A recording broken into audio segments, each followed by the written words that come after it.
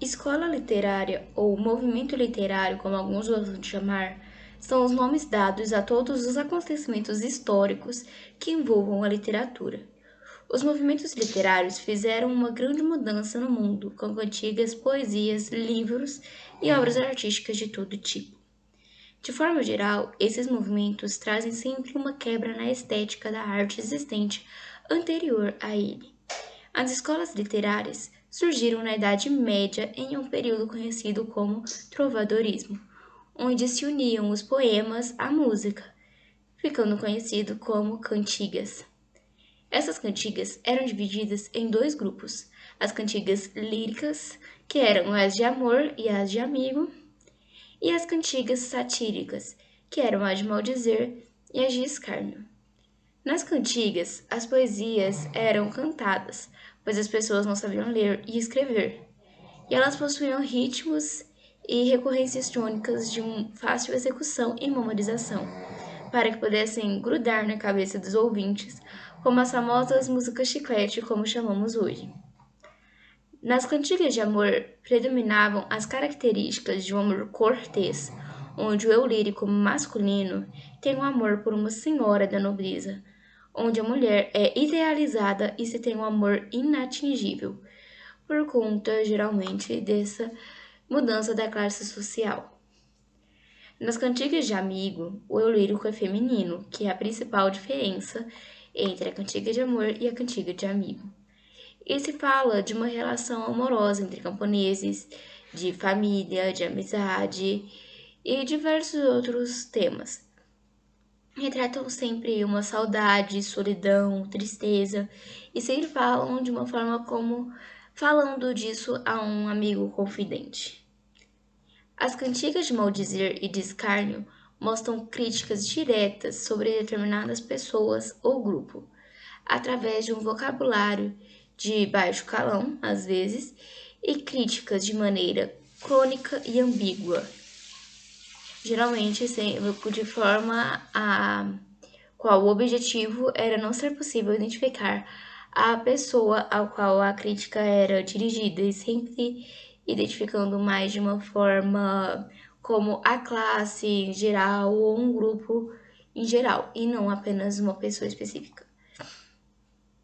As escolas literárias continuaram durante muito tempo e ainda continuam influenciando a gente até hoje.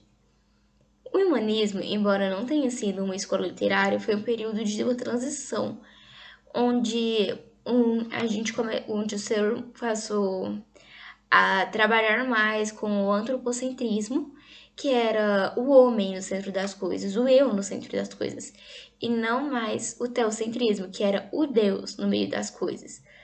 Sempre tudo a justificativa era Deus. Não, agora a gente já podia assim, eu sou um homem, eu posso.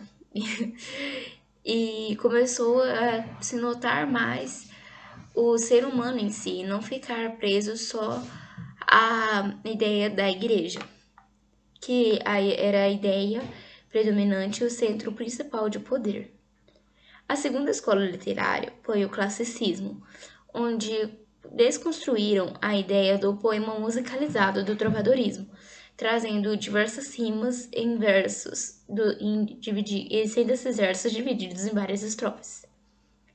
Nesse movimento destacou-se uma estrutura conhecida como soneto. Os sonetos são compostos por 14 versos com um número variável de sílabas, sendo que no último verso é onde fica a ideia principal do poema, ou algo encantador que surpreende o leitor. No soneto italiano, que era o mais utilizado, os poemas possuem 4 versos e as outras duas estrofes possuem 3 versos.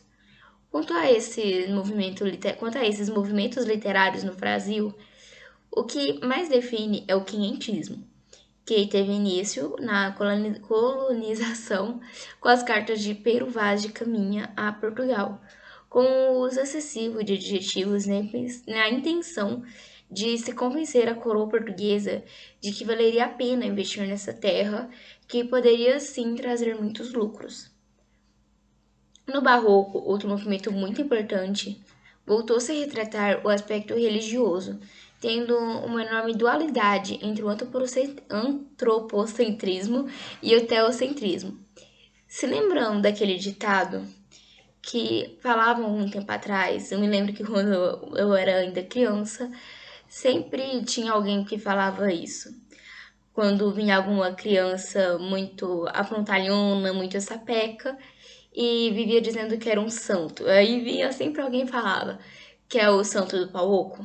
Pois bem, essas expressões, elas vêm exatamente desse período do barroco, porque diversas obras, como alguns quadros, né, de pinturas e algumas imagens de santos eram ocos, né, e muitos guardavam riquezas das minas, no caso do Brasil, no seu interior, e alguns escravos, por exemplo, da África, eles usavam essa parte oca para poder colocar as imagens dos santos às quais eles realmente cultuavam.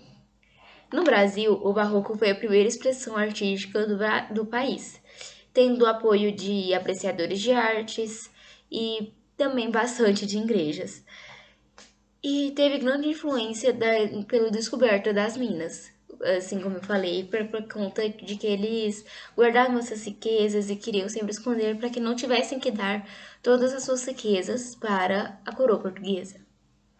Né? E isso causou um enriquecimento rápido de algumas esferas da população, principalmente daqueles que já haviam começado a se enriquecer com as canas-de-açúcar.